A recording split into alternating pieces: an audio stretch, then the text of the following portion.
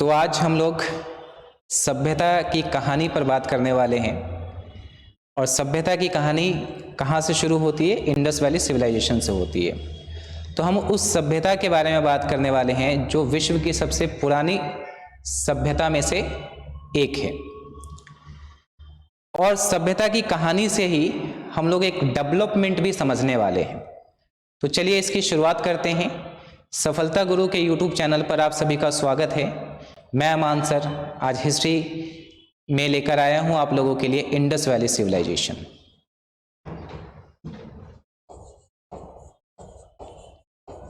सभ्यता की शुरुआत।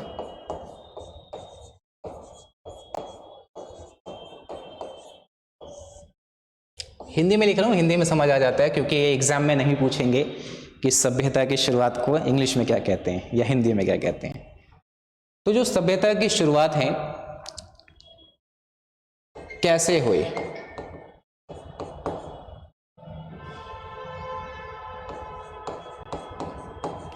कैसे हुई? ठीक है, सभ्यता की शुरुआत कैसे हुई इस पर जो है हम लोग बात करने वाले हैं। तो देखिए क्या है कि धरती के ऊपर मानव ने सबसे पहले जो जन्म लिया आप कह सकते हो, मतलब मानव की शुरुआत कैसे हुई मैं उस चीज की बात कर रहा हूं कि लगभग 2 मिलियन ईयर्स अगो।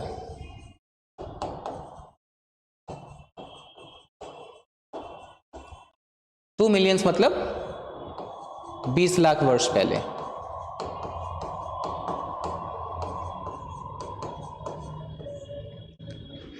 सबसे पहले जो मानव था, हम कहते हैं ना कि बंदरों से शुरुआत हुई है। तो पहले क्या थे, ऊपर रहते थे पेड़ों पर, धीरे धीरे मानव पेड़ों से नीचे उतरे और टेढ़ा होकर चलते थे, झुककर चलते थे। आपने एक पिक्चर देखी होगी इवोल्यूशन ऑफ ह्यूमन में कि पहले झुककर चल रहा है, फिर थोड़ा सा सीधा हुआ, फिर थोड़ा सा सीधा हुआ और फिर वो आज का मानव बनता है। तो जब शुरुआत होती है मानव की तो एक तरीके से क्या है कि मानव झुककर चल रहा है, उसका दिमाग छोटा है, ज़्यादा चीज़ों को सोच नहीं पा रहा। तो स्टार्टिंग में खाना पीना वैसे ही होता था, शिकार करते थे, पेड़ पौधों से तोड़कर खा लेते थे, उस तरीके से शुरुआत हुई। लगभग 40,000 से लेकर 30,000 वर्ष पहले होमो सेपियंस की शुरुआत होती है। जो आज का मानव है वो होमो सेपियंस कैटेगरी से है, ठीक है। उससे पहले भी मानव थे, बट आज का जो मानव है वो कौन से जुड़ा हुआ है? होमो सेपियंस से जुड़ा हुआ है। तो 20 लाख पहले से लेकर यहां तक पहुंचने में भी मानव को काफी प्रॉब्लम्स फेस करनी पड़ी, काफी स्ट्रगल करना पड़ा। उन्हीं स्ट्रगल में मानव ने बहुत कुछ सीखा भी, जैसे आग जलाना, खाने को स्टोर करना ताकि ज़्यादा लंबे समय तक उसको यूज़ कर पाए। अब इसमें ना काफ़ी समस्याएं थी। मान लो क्या है कि आज शिकार करने जा रहे हैं, हम क्या करने जा रहे हैं? शिकार करने जा रहे हैं, और मान लो शिकार आया ही नहीं, फिर कहाँ से शिकार करेंगे? रहेंगे कुछ दिनों तक भूखे, बहुत सारी प्रॉब्लम्स हैं। मान लो पहले शीशा तो होता नहीं था, मानव है, दूसरे मानव को जब उसने देखा होगा मार दिया होगा, ठीक है कि यार इसको मारकर खा जाते हैं। मानव को धीरे धीरे सारी चीज़ों का क्या हुआ? एक्सपीरियंस हुआ। देन उसके बाद क्या, जैसे आप लोग देखोगे पेड़ पौधे हैं, ठीक है, क्या है? पेड़ पौधे हैं, या मान लो ये बीज है, ये क्या है? सीड है। ये छोटा पेड़ है, ये बड़ा पेड़ है। अब चीज़ों का क्या हो रहा है कि जो मानव है धीरे धीरे वो देखता है अपनी प्रकृति में, चीज़ों को ऑब्जर्व करना शुरू करता है, ठीक है। ऑब्जर्व से ही सारी चीज़ों का इवोल्यूशन हुआ है। जब मानव ऑब्जर्व करेगा तो वो लॉजिकल सोचेगा, ठीक है, तार्किक रूप से वो सोचना शुरू करेगा। तो मानव ने देखा यार पहले ये पेड़ छोटा था, अब पेड़ ये बड़ा हो गया है, हमने सारे फ्रूट्स वगैरह इस पर जो थे वो खा लिए हैं, दोबारा से लग गए हैं, ऐसा क्यों हो रहा है? ये जो पहले बीज था, हमने जो यहाँ पर बीज फेंके थे, आम के गुठलियाँ फेंक दी, उससे पेड़ बन गया। तो यार यहाँ से पेड़ कैसे बना? ये धीरे धीरे पेड़ कैसे बना? तो इन सब चीज़ों को ऑब्जर्व करने के लिए मानव को ना एक जगह पर रहना पड़ेगा, ठीक है। क्या रहना पड़ेगा? एक जगह पर रहना पड़ेगा। और जब मानव ने एक जगह पर रहना शुरू किया तो उसी को बोलते हैं सेटलमेंट। उसी को क्या बोलते हैं? सेटलमेंट, मतलब बसावट की शुरुआत होती है। और ये जो बसावट की शुरुआत है लगभग 12,000 साल पहले की बात है। आप देखो इसके बीच में भी आपको डिफरेंस देखने को मिल गया है कि लगभग 12,000 साल पहले जो है बसावट की शुरुआत होती है। और जो 12,000 से लेके 10,000, मतलब आप मान लो कि 12,000 से लेके 10,000 का जो समय था वो क्या कहलाता है? मेसोलिथिक एज कहलाता है।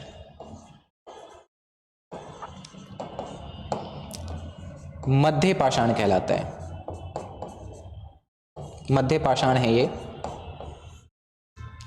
इससे पहले जो मेरी हिस्ट्री की वीडियो है जिसमें मैंने बात की है इतिहास क्या है, उसके अंदर मैंने इन चीज़ों को डिस्कस किया है, ठीक है। अगर उसमें अगर ना देखना हो तो आप ये समझना कि लगभग जो 20 लाख पहले की बात है और 20 लाख पहले से लेके लगभग 5,000 साल पहले तक की जो कहानी है उसे हम लोग पैलियोलिथिक बोलते हैं, ठीक है। पाषाण काल बोलते हैं उसको, हम लोग प्रशस्तर युग भी बोलते हैं, ठीक है। उसको हम लोग पत्थर युग भी बोलते हैं। तो उन्हीं युग को जो पैलियोलिथिक एज है उसी को हमने फिर डिवीज़न किया है। तो जो 12,000 से लेकर 10,000 के बीच में रहा उसे हम लोग मध्य पाषाण बोलते हैं, मेसोलिथिक बोलते हैं। तो इस मेसोलिथिक में ही क्या होता है? बसावट की शुरुआत होती है और यहीं पर विश्व के क्लाइमेट में चेंजेस आता है कि जो विश्व का क्लाइमेट है, विश्व की जो जलवायु है वो ठंडे से गर्म की तरफ बढ़ती है। कहाँ से बढ़ती है? ठंडे से गर्म की तरफ जो है बढ़ती है। और जो एनिमल्स हैं, जो अर्थ के ऊपर क्या है एनिमल्स है, चाहे हम मानव को ही क्यों ना देख लें या प्लांट्स को देख लें, तो उनके लिए फेवरेबल कंडीशन हो जाती है, वार्म कंडीशन जो है। तो उसमें क्या करते हैं वो लोग? रिप्रोडक्शन करते हैं। क्या करते हैं? रिप्रोडक्शन करते हैं, प्रजनन करते हैं। तो चाहे प्लांट्स हो या एनिमल्स हो, प्रजनन करते हैं। तो इस बीच जब गर्म जलवायु बनी तो उसमें जो ग्रासलैंड है वो बने। क्या बने? ग्रासलैंड बने। ग्रासलैंड मतलब घास के मैदान बने, ठीक है। अब जो घास के मैदान होंगे, मान लो ये घास है, ठीक है, ये क्या है? घास है। तो इस घास पे जो चरने वाले पशु होंगे, घास को खा खा कर उनकी तादाद बढ़ जाएगी। और जब पशुओं की तादाद बढ़ेगी तो मानव के लिए भी क्या है वो चीज़ें फेवरेबल हो जाएंगी, क्योंकि मानव फिर पशुओं के पीछे भागेगा, पशुओं के पीछे जानने को उत्सुक होगा। तो इसी बीच क्या होता है कि मतलब आप जैसे मान लो मानव ने बसावट की शुरुआत की ना, उसने फिर पशुओं को पालना भी शुरू किया। तो पशुओं को अगर हमें पालतू बनाना है तो कैसे बनाएंगे हम लोग?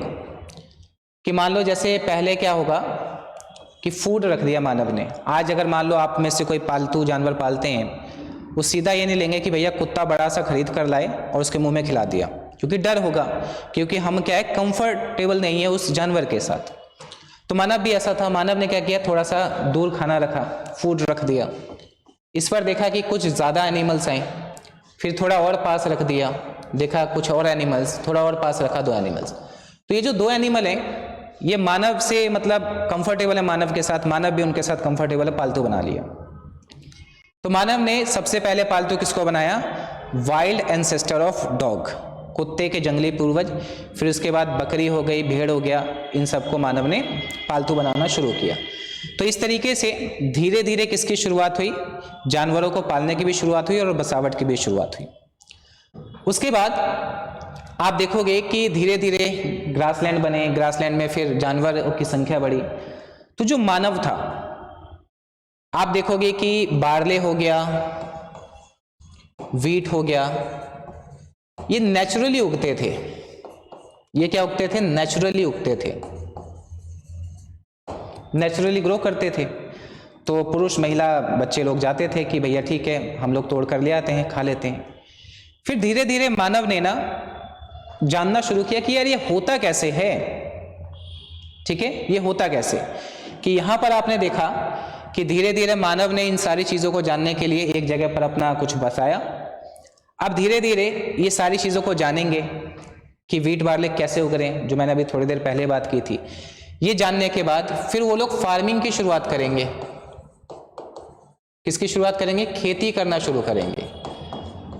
तो पहली बात कि चीज़ों को ऑब्जर्व करने के लिए एक लंबे समय तक एक जगह पे रहना पड़ता है, और खेती करने के लिए भी हमें लंबे समय तक एक जगह पर रहना पड़ेगा। तो इससे किसकी शुरुआत हुई? परमानेंट सेटलमेंट की शुरुआत हुई। खेती वगैरह करने के लिए किसकी शुरुआत हुई? स्थायी बसावट की शुरुआत हुई। तो खेती वगैरह की भी क्या हो गई? शुरुआत हो गई। तो मानव और लंबे समय तक एक जगह पर रहेगा। तो हम जहां पर भी रहते हैं एक जगह पर, हम देखेंगे कि धीरे धीरे हम अपनी बसावट वगैरह जो है, मान लो हम लोगों के घर हैं, उसमें बदलाव करते जाते हैं और धीरे धीरे अपने आप को मतलब डेवलप करते जाते हैं। तो मानव ने क्या किया? अब ये घर था, थोड़ा सा ईंट वगैरह बनाने शुरू कर दिए, इसमें फिर नालियाँ वगैरह हैं, नालियाँ वगैरह बना दी, ठीक है भैया, कि पानी हमारे घर के आसपास ना रुके। तो जब स्ट्रक्चरल डेवलपमेंट किया मानव ने, क्या किया? स्ट्रक्चरल डेवलपमेंट किया। तो उसी को हम लोग किस नाम से जानते हैं? सिंधु घाटी सभ्यता के नाम से जानते हैं। ठीक है, तो हम लोग कहाँ पहुंच जाते हैं फिर? इंडस वैली सिविलाइजेशन पर पहुंच जाते हैं।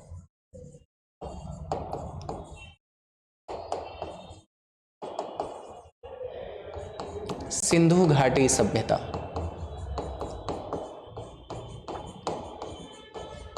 इसकी शुरुआत होती है। तो इसीलिए इसको सिविलाइजेशन बोलते हैं, सभ्यता बोलते हैं, क्योंकि इसमें स्ट्रक्चरल डेवलपमेंट हुआ था जो हमें आंखों से दिखाई दे रहा है। एक सिस्टम बना लिया था इन्होंने सारी चीजों का, इसलिए इसको सभ्यता बोल रहे हैं।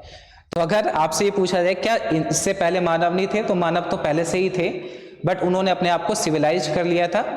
ठीक है, तो आपको शुरुआत पता चल गई कि सभ्यता की शुरुआत कैसे हुई। और एक चीज ध्यान भी रखना आप लोग कि जो कल्चर है, जो क्या है? कल्चर है। कल्चर मतलब संस्कृति। और एक वर्ड आ गया आपके पास, सिविलाइजेशन। सिविलाइजेशन मतलब सभ्यता। तो ये इनविजिबल है। आप जितने भी लर्नर्स इस वीडियो को देख रहे हैं, उन सब के कल्चर अलग अलग होंगे, वो दिखते नहीं है, क्योंकि वो अमूर्त है, दिखने वाला नहीं है। और सिविलाइजेशन क्या होता है? मूर्त है, जो दिखने वाला है। तो कल्चर और सिविलाइजेशन का जो विकास है वो साथ साथ चलता है। तो भारतीय जो सभ्यता है, भारतीय जो कल्चर है, संस्कृति है, वो इस सभ्यता के विकास के साथ साथ आगे बढ़ेगा। ठीक है, तो अब यहां पर अगर हम लोग इंडस वैली सिविलाइजेशन की बात करें, तो पहली बात आती है यहां पर किस चीज की, कि ये नाम किसने दिया। तो ये जो नाम है, name given by sir John Marshall. अब कई जो लर्नर्स है आप में से, जो भी वीडियो देख रहे हैं, वो ये सोचेंगे कि मैंने पहले इसकी मतलब कौन से टाइम पीरियड में ये थी, वो क्यों नहीं बताया। तो वो बताने का भी एक कारण है, एक सिस्टमेटिक चीज़ें जो हैं आप लोगों को बताऊंगा, तो आपको चीज़ें समझ आएंगी। तो पहले नाम पर ही बात कर लेते हैं। तो ये जो नाम दिया गया, किसके द्वारा दिया गया? सर जॉन मार्शल के द्वारा दिया गया। ये कौन थे? थोड़ी देर में पता चलेगा। अब ये जो सभ्यता है, ऑल्सो नोन एज, इसे हड़प्पा सभ्यता भी कहते हैं। ठीक है, हड़प्पा सभ्यता के नाम से भी ये जानी जाती है। तो क्यों जानी जाती है भाई? वाई? तो इसके बेसिकली मैं 3 कारण बताऊंगा, 1, 2 और 3 कारण बताऊंगा कि जो हड़प्पा है ये फर्स्ट साइट है जिसका क्या किया गया था? उत्खनन किया गया था। एक्सकेवेटेड मतलब पहला स्थल जिसका उत्खनन किया गया। ये ध्यान रखना, ऐसा नहीं है कि इससे पहले किसी साइट की खुदाई नहीं हुई थी, आप समझिएगा। कि एक्सकेवेटेड किसने किया, इसकी खुदाई किसने की, बाय दयाराम साहनी।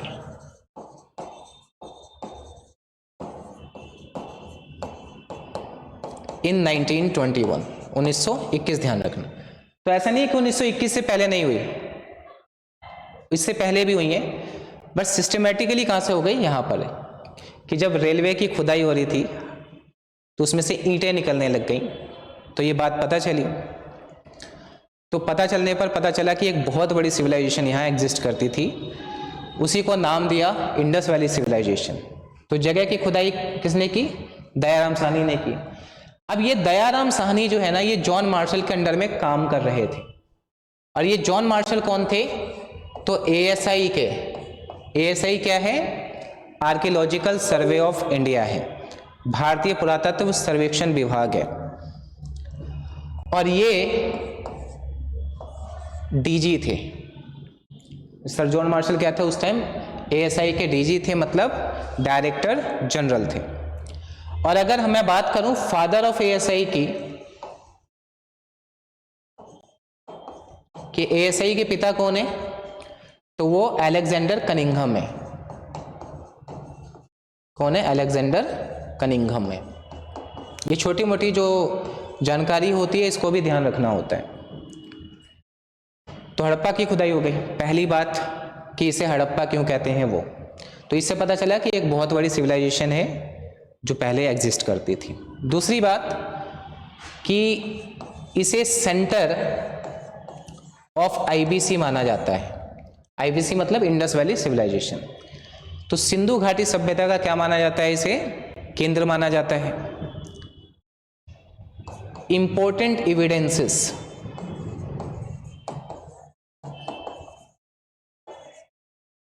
महत्वपूर्ण जो साक्ष्य हैं, एविडेंसेस जो हैं, उसकी प्राप्ति भी हमारे हड़प्पा से हुई है। तो इन कारणों से हम इंडस वैली सिविलाइजेशन को क्या कहते हैं, हड़प्पा सभ्यता भी कहते हैं, यही कारण है। ठीक है। तो जब खुदाई हुई तो ये पाया गया कि ये जो सिविलाइजेशन है, वैसे मान लो ये भारत है, ये सिंधु घाटी सभ्यता है, इसके आसपास ये सभ्यता का विकास हुआ, तो इसलिए इसे इंडस वैली सिविलाइजेशन नाम दिया किसने, जॉन मार्शल ने।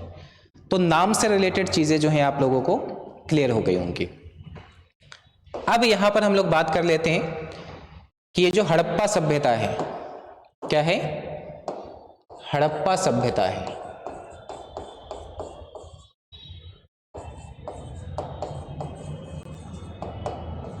हड़प्पा सिविलाइजेशन है।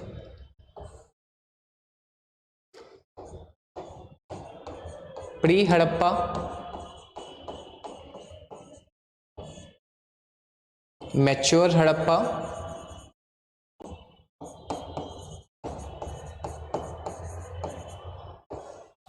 और पोस्ट हड़प्पा।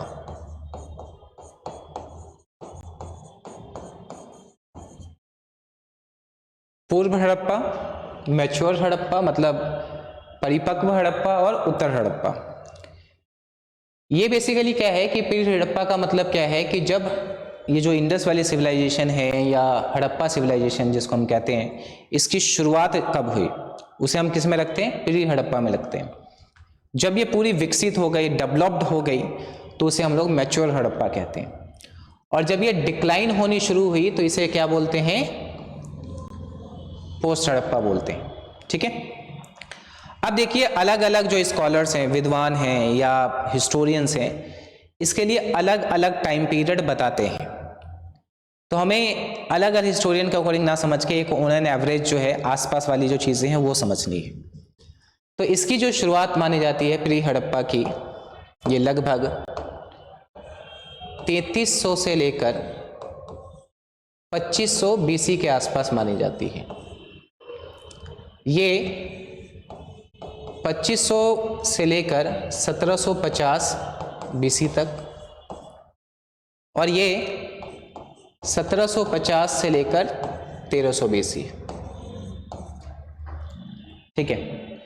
कई सारे जो साइट्स थे लगभग 2200 बीसी में ही डिक्लाइन होने शुरू हो गए थे। तो हमें उस पर नहीं जाना है, हमें एक ऑन एन एवरेज चीज़ों पर बात करनी है।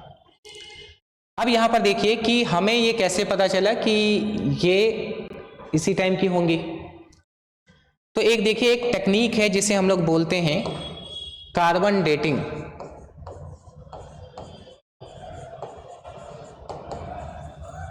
C14 technique. इसके थ्रू हमें ये चीज़ें पता चली हैं। देखो हर चीज़ में क्या होता है, कार्बन होता है और कार्बन एक पर्टिकुलर रेट से डिग्रेडेट होता है।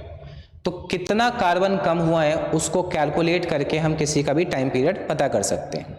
ठीक है, तो इसके अकॉर्डिंग ये आज आपको पता है कि हमारी टेक्नोलॉजी काफ़ी एडवांस है। तो एक रिसर्च जो कुछ समय पहले हुई थी तो उसके अकॉर्डिंग ये बताया गया है कि ये जो सिविलाइजेशन लगभग 8000 वर्ष पहले पुरानी है। कितनी? 8000 वर्ष पुरानी है। तो अलग अलग रिसर्च आते रहते हैं और हमें पता चलता रहता है। पर यहाँ पर एक चीज़ जो बच्चों को खासकर समझ में नहीं आती है, या बच्चे क्या कहें या दूसरे लोग भी जो हैं उन्हें भी समझ नहीं आती कि ये BC और AD में है क्या। कि यहाँ पर वो देखेंगे कि यार कम हो रहा है पर यहाँ पर हम आगे बढ़ रहे हैं, ऐसा कैसे हो रहा है। तो उसी चीज़ को बहुत आसानी से समझते हैं।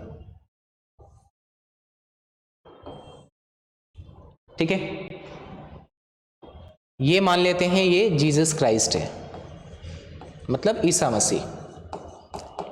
और इसमें एक बड़ी अजीब सी चीज़ भी बताऊंगा जो बच्चे खासकर बोलते हैं। तो अब देखिए क्या है कि जीसस क्राइस्ट है, इनको हम लोग रेफरेंस के तौर पर ले रहे हैं, इनसे पहले और इनसे बाद में। तो इनसे पहले जो चीज़ें रहीं उसको हम लोग BC से शो कर रहे हैं। BC मतलब बिफोर क्राइस्ट। एक और टर्म है अपने पास BCE, इसको बोलते हैं before common era. Before common era. इनके बाद की जो कहानी है उसको हम लोग AD से शो करते हैं। और इस AD को ना कई बार बोला जाता है आफ्टर डेथ। ये ठीक नहीं है। इस चीज़ की बात हमें 6ठी क्लास की किताब में मिल जाती है, 6th क्लास की हिस्ट्री की बुक में मिल जाएगा। तो AD का मतलब है एनो डोमिनी। ठीक है, एनो डोमिनी ध्यान रखना है। In the year of Lord, anno Domini का मतलब क्या है? In the year of Lord, प्रभु के वर्ष में। और एक और टर्म है CE, इसको बोलते हैं कॉमन एरा। इसको क्या बोलते हैं? कॉमन एरा बोलते हैं। अब देखिए मान लो यहां पर मैं ले रहा हूं 100, यहां पर मैं ले रहा हूं 200, यहां पर मैं ले रहा हूं 300, यहां पर मैं ले रहा हूं 100, 200, 300। क्योंकि इनके जन्म से पहले इधर लेंगे तो हम बढ़ते क्रम में ही लेंगे और इनके जन्म के बाद लेंगे तो इधर से बढ़ते क्रम में लेंगे। पर अगर हम पीछे से आगे की तरफ बढ़ें तो कुछ इस तरीके से बढ़ेंगे आगे, कि पीछे से अगर हम आगे की तरफ बढ़ रहे हैं तो ऐसे आगे बढ़ेंगे, है ना। अब ऐसे आगे बढ़ेंगे तो आप देखोगे कि यहां पर 300 से आगे बढ़ रहे हैं हम तो 200 हो जा रहा है। मतलब आगे बढ़ने पर जो ये नंबर है ये कम हो रहे हैं। तो ये वही है कि नंबर जरूर कम हो रहे हैं पर हम आगे की तरफ बढ़ रहे हैं। ठीक है, पर यहां पर आप देखोगे तो नंबर भी बढ़ रहे हैं और हम आगे भी बढ़ रहे हैं। तो यहीं पर जैसे आप देखोगे 2022 खत्म हो गया है, नया साल आ गया है 2023 वाला। नए साल में हमने रेजोल्यूशंस बनाए हैं, जबकि आपको पता है कि टाइम ही एक ऐसी चीज़ है जो नॉन एक्सपेंडेबल है, जिसको हम बढ़ा नहीं सकते। ठीक है, चलिए, तो हमें ये भी पता चल गया अब कि BC AD क्या होता है। ठीक है, हड़प्पा सिविलाइजेशन कब आई। अब एक और टर्म है, कई एग्जाम में, मतलब सीटेट जैसे एग्जाम में तो फुल फॉर्म ही पूछ लिया था इसका। एक और टर्म है BP। तो BP का मतलब आप ब्लड प्रेशर बिल्कुल मत समझना। BP का मतलब क्या है? Before present. कि पास्ट को दिखाने के लिए किसका यूज किया गया? BP का यूज किया गया। होप सो कि इतनी बातें समझ आ गई होंगी और आप लोगों को मजा आया होगा समझने में भी। चलिए आगे बढ़ते हैं। अब ये जो हड़प्पा सभ्यता है, ठीक है, इसके बारे में हमें पता कैसे चलता है? ठीक है, हड़प्पा सभ्यता के बारे में हमें पता कैसे चलता है उस बात को समझते हैं। तो देखिए सोर्सेस, स्रोत।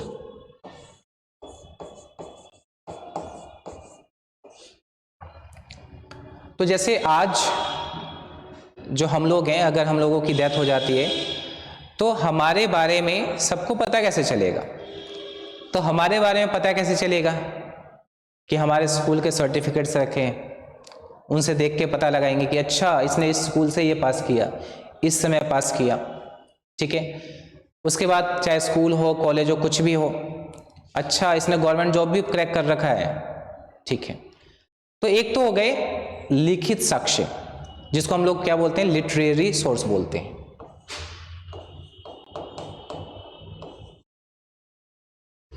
मतलब साहित्यिक स्रोत, ठीक है। ये लिखावट वाली जो भी चीजें वो साहित्यिक स्रोत हो गई।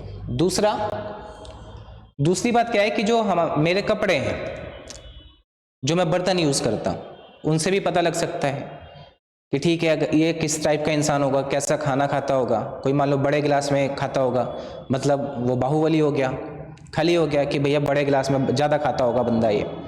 तो जो सामान मैं यूज़ कर रहा हूँ तो जो भी सामान मैं यूज़ कर रहा हूँ वो क्या हो गए, आर्कियोलॉजिकल एविडेंसेस हो गए।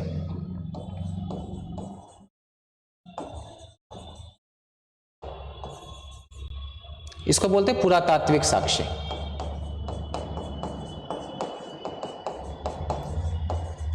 ठीक है, ये क्या हो गया, पुरातात्विक साक्ष्य हो गया। तो अभी हम दो ही को रखेंगे यहाँ पर, इंडस वैली में पकड़ रहा हूँ उस चीज़ को। बाकी बहुत सारे सोर्सेस होते हैं पास्ट के बारे में जानने के, पर यहाँ पर अभी सिर्फ दो चीज़ों को मैं रख रहा हूँ।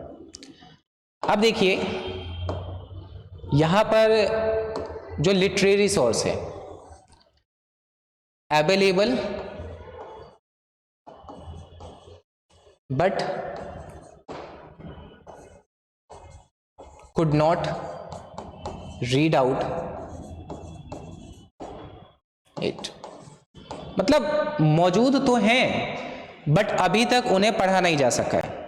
तो हम ये कह सकते हैं कि हमें सही इंफॉर्मेशन नहीं मिलेगी इनके लिटरेरी सोर्स से, इनकी जो भी स्क्रिप्ट है उससे हमें सही इंफॉर्मेशन नहीं मिलेगी।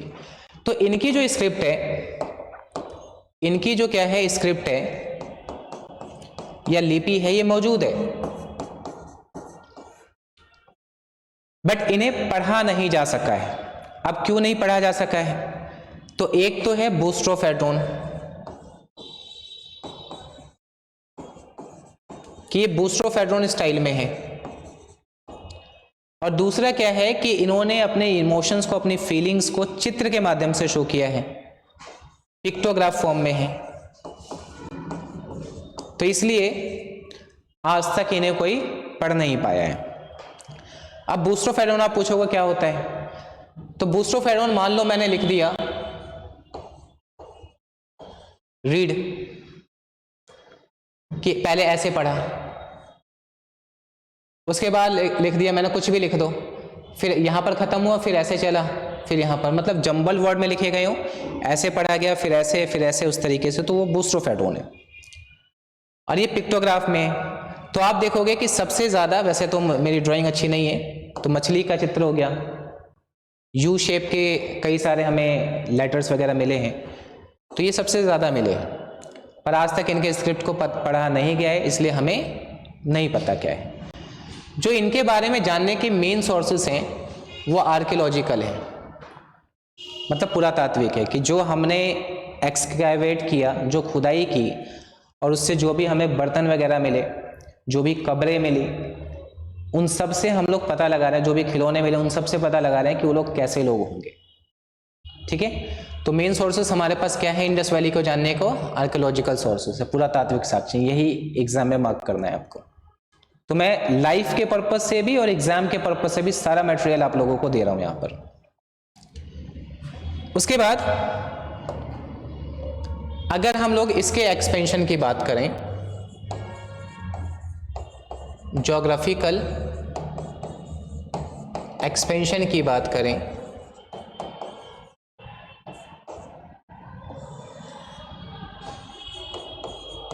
भौगोलिक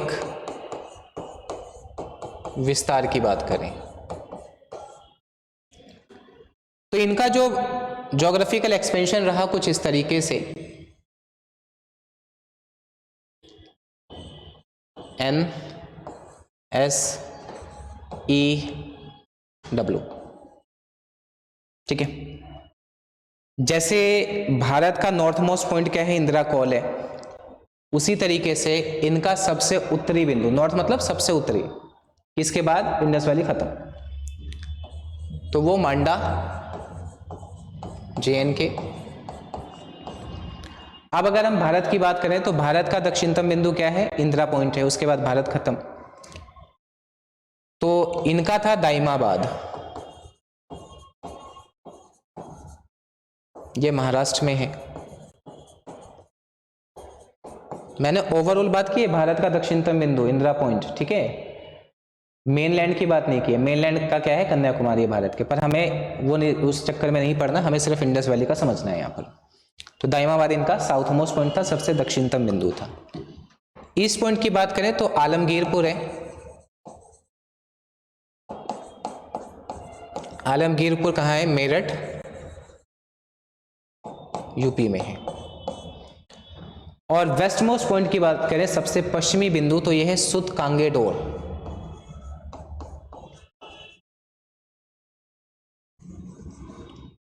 क्या है, सुतकांगेडोर, ये कहां पर है, बलूचिस्तान